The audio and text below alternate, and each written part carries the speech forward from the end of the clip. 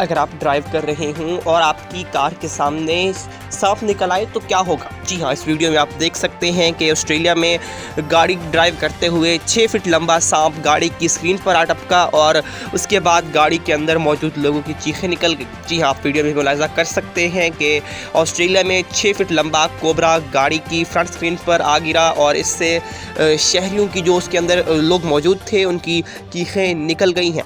आप देख सकते हैं, एक बार फिर आपको आगाह कर रहे हैं कि गाड़ी की ड्राइविंग करने के दौरान 6 फीट लंबा सांप आपकी स्क्रीन पर आ टपका। मजीद आप वीडियो में देखिए।